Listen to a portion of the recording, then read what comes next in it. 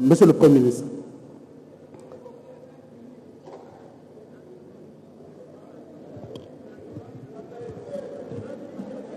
Poursuivez. Vous avez alloué au point 4, biens et matériels, ce qui inclut le frais de fonctionnement des institutions. Au point 5, dépenses et prestations, je parle bien de l'article 37 de la loi sur les finances publiques, fonds secret de recherche, FCIR, tickets de voyage et autres, près de 900 milliards de francs congolais. Et ça alourdit le budget de fonctionnement des institutions. Il y a aussi, dans le transfert de subventions, les interventions, les prestations sociales, Monsieur le Premier ministre, vous y avez alloué 2000 milliards de francs congolais. C'est inacceptable. Monsieur le Premier ministre, notre pays est en guerre. Je vais nous poser la question, nous tous qui sommes ici, qui d'entre nous ici peut accepter que son enfant qui vient de terminer soit l'université, soit les humanités, aille à Kamina faire la formation militaire pour défendre le pays? Personne n'enverra son enfant, justement parce que nos militaires ne sont pas bien payés. Et nous tous ici, nous allons dire que c'est gâcher l'avenir d'un enfant, l'envoyer faire l'armée. C'est inexplicable pour un pays en guerre.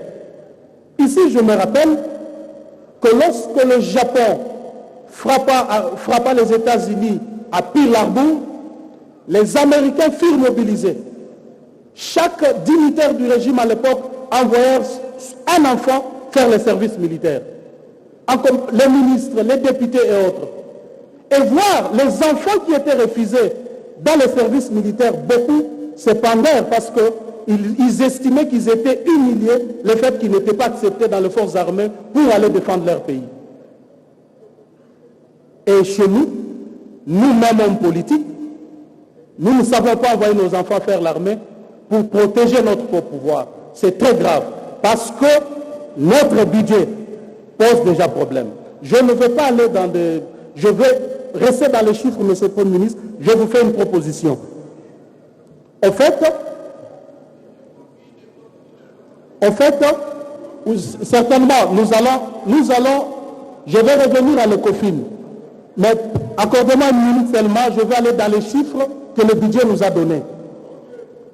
Monsieur le Premier ministre, en ce qui concerne le fonctionnement des institutions, vous y avez alloué 261 milliards 532 945 588 francs congolais. Nous vous proposons la réduction de 30%. Et en ce qui concerne les frais de fonctionnement, le FCIR et autres, vous y avez alloué 791 milliards 525 821 811 francs congolais. Nous vous proposons la réduction de 50%. Et ainsi de suite, 30% aussi dans les interventions. Nous aurons à récolter, si les COFIN allaient dans le sens de nos propositions, nous allons récolter 1000 milliards 345 millions 672 154 517 francs congolais. Et voyez, Monsieur le Premier ministre, que vous allouez à l'armée chaque mois pour énumération 62 000, l'armée et la police, 62 milliards de francs congolais comme rémunération. Avec cet argent, il est possible que nous puissions doubler de 62 milliards à 130 milliards de francs congolais le mois pour l'armée et la police. Et ce n'est pas tout. Il nous restera une enveloppe que nous allons déverser dans le CECOPE pour appuyer la gratuité de l'enseignement. Et parce que, Monsieur le Premier ministre, vous allez constater que cette réduction ne touche pas aux droits acquis. Parce qu'en réalité, si nous étions sérieux, on aurait touché même à ce qu'on appelle droits acquis. C'est-à-dire salaire des députés, des ministres et de tout le monde dans ce pays. Parce que nous sommes un pays, nous sommes en difficulté. On ne doit pas donner l'impression que nous demandons à notre peuple de faire des sacrifices, alors que nous-mêmes dirigeants, nous ne faisons pas ces sacrifices. Hein?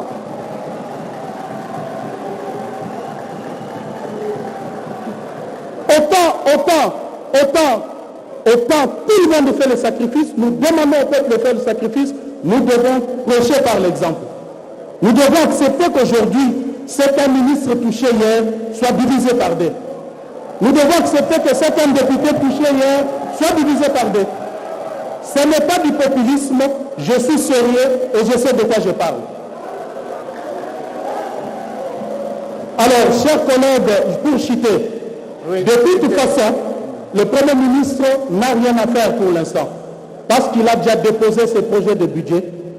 C'est nous qui en sommes maintenant le maître. Parce que nous pouvons faire de ce projet de budget tout ce que nous voulons. Et ici, je voudrais bien m'adresser aux collègues de l'Est. Vous qui êtes en proie à l'insécurité, vous qui souffrez avec nous, bien entendu, vous qui venez régulièrement ici, arborant des pancartes, voulant sécher des plénières, que l'occasion nous est donnée maintenant de corriger ce budget. L'occasion nous est donnée de corriger ce budget et de revoir le tout de fait en comble de manière à doubler, voire même tripler le budget de l'armée et de l'éducation.